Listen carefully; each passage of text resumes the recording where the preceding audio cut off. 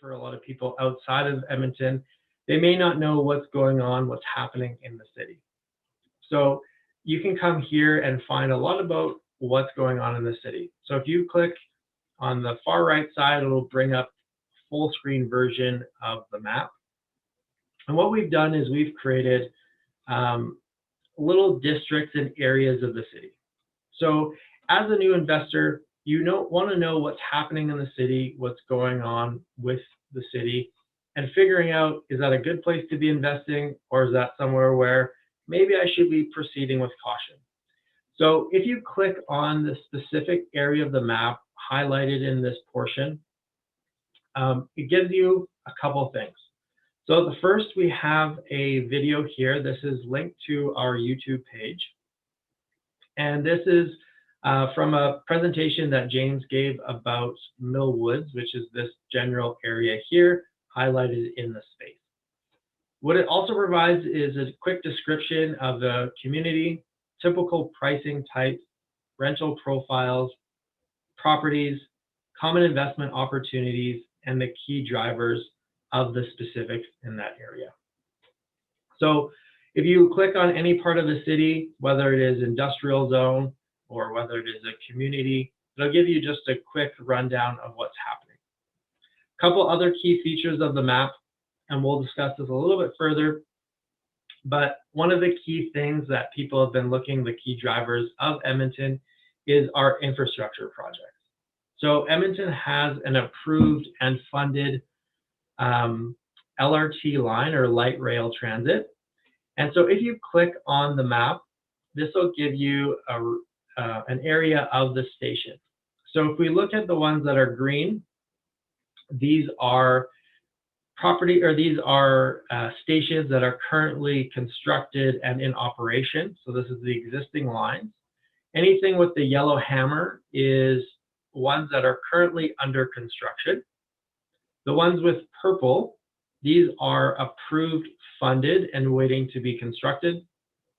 And then anything in the black means it's been past phase one, which is thought of, but it's not approved and or funded yet. So this gives you a good idea of the phases of the light rail transit, what we call the LRT line in Edmonton. And a lot of investors have been targeting areas and zones close to the key infrastructure and the LRT line. So this map gives you a good option of just checking in to find out how close to the property and to the LRT line your investment you may be searching for. So a couple of things to just give you general knowledge-wise as far as looking at Alberta, looking at Edmonton as a place to invest. So a couple Alberta advantages that a lot of people don't really focus on or think about. So number one is there's no land transfer tax. So I know in BC they get hit hard with land transfer tax. There's no land transfer tax in Alberta, which is fantastic. Second point is we have no PST, so we only get charged GST, which is at 5%. The landlording rules.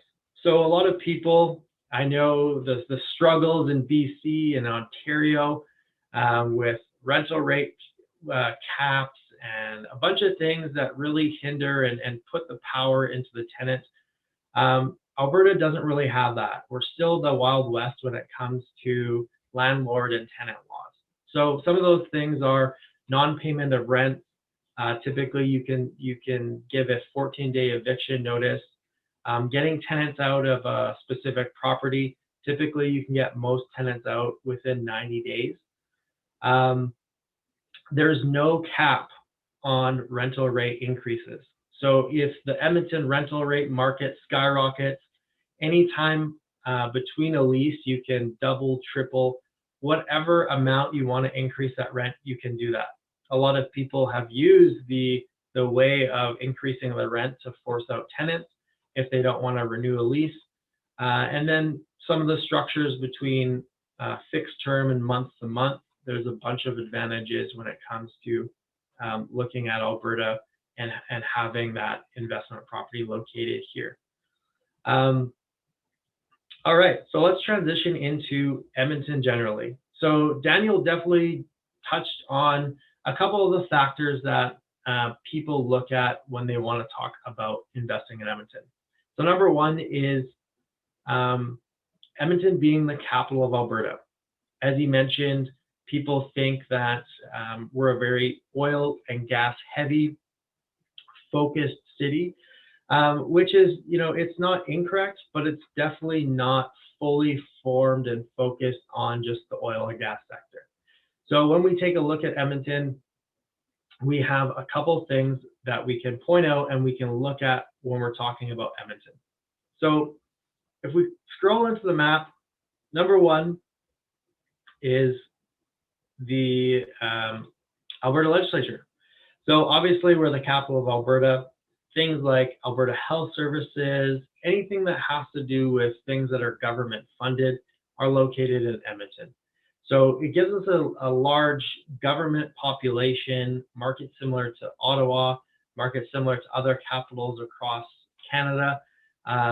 It really helps diversify our economy.